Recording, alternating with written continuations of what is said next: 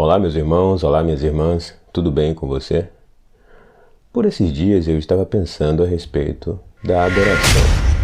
Por ser um termo que tem ganhado certa notoriedade no meio cristão e principalmente nas canções. E com isso eu tentava compreender o motivo pelo qual Paulo e Silas, enquanto prisioneiros, após cantarem louvor e orar ao Senhor, foram libertos do cárcere. Mas depois me veio uma pergunta. Eles foram libertos do cárcere porque oravam, cantavam? Ou porque Deus já tinha isso definido em sua mente gloriosa? O que nós precisamos entender diante de fatos semelhantes a estes na Bíblia Sagrada?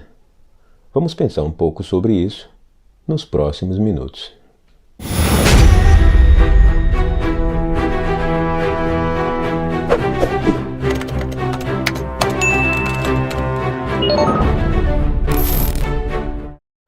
Um dos argumentos que vem ganhando prestígio na cristandade é a adoração, como moeda de troca, para atender alguma necessidade particular do ser humano.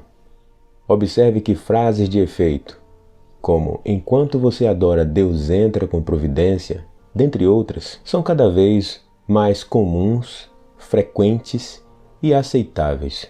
Por quê? Porque nela está contida uma troca, uma vantagem ou a famosa barganha.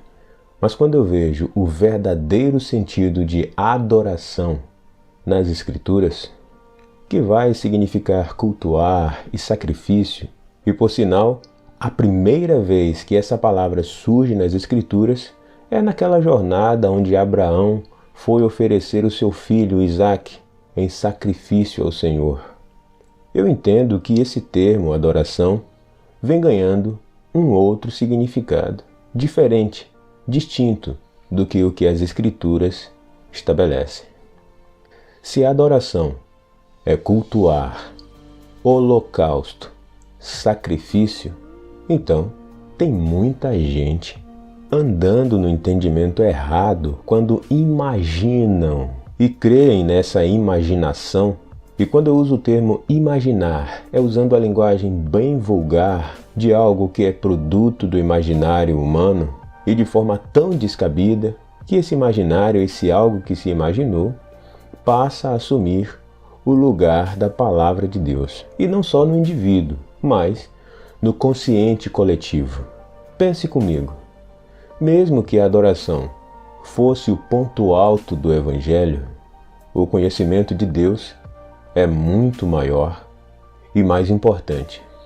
E o profeta Oséias, usado por Deus, chama a atenção da nação de Israel porque eles estavam habituados, acostumados a oferecerem sacrifícios, holocaustos, ofertas, sem a devida reflexão, sem o devido entendimento do que significava o sacrifício, a oferta, o culto, a adoração. Eles não consideravam a sua importância e tampouco a sua utilidade. E, portanto, o recado de Deus foi: porque eu quero misericórdia e não o sacrifício, e o conhecimento de Deus mais do que os holocaustos. Oséias, capítulo 6, verso 6. Deus está convidando o seu povo a conhecê-lo. E para piorar ainda mais a situação, existem aqueles que supõem que a adoração é música, é dança, mas adorar, cultuar, sacrifício, holocausto é uma escolha constante de anular-se a si mesmo, suas escolhas, desejos, vontades, em prol do objetivo máximo da glória de Deus. Observe uma coisa nessa história. Pedro, enquanto estava preso, estava tão despreocupado a ponto de que foi necessário que o anjo tocasse do seu lado, na sua costela, para despertá-lo do seu sono e, a partir daí, libertá-lo do seu cárcere. E ele, já constatando que estava do lado de fora da prisão, ainda assim acreditava que tudo não passava de um sonho, uma visão. O episódio em que Pedro é liberto da prisão e que Paulo e Silas, como eu falei no início, também são libertos, São eventos, obviamente, de características diferentes, mas uma coisa me chama a atenção. Eles não louvavam, ou adoravam, ou cantavam, ou descansavam no Senhor para que fossem salvos, livrados daquelas duras penas. Mas sim, o faziam porque tinham satisfação, prazer, desejo em gastarem as suas vidas em favor do reino de Deus. E também porque eles entenderam que a sua pátria era de origem celestial. Meu irmão e minha irmã, eu chamo a sua atenção para um detalhe importante e que tem crescido, naturalizado e passou a ser um requisito básico para definir um cristão diante da perspectiva cristã moderna, autêntico. Adorar e ser bem-sucedido.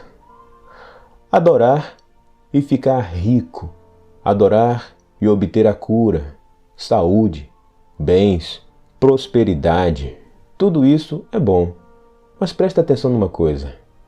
Quem ofereceu riqueza e glória em troca de adoração foi Satanás, quando ele lá no pináculo tenta ao Senhor Jesus oferecendo todas estas coisas em troca de adoração.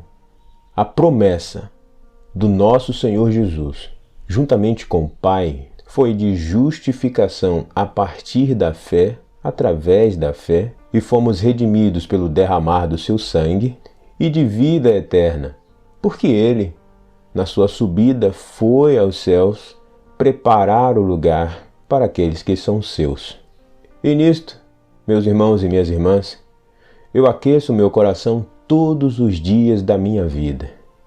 Afinal de contas, qualquer que quiser salvar a sua vida, perdê-la-á. Mas qualquer que perder a sua vida por amor de mim e do Evangelho, esse a salvará.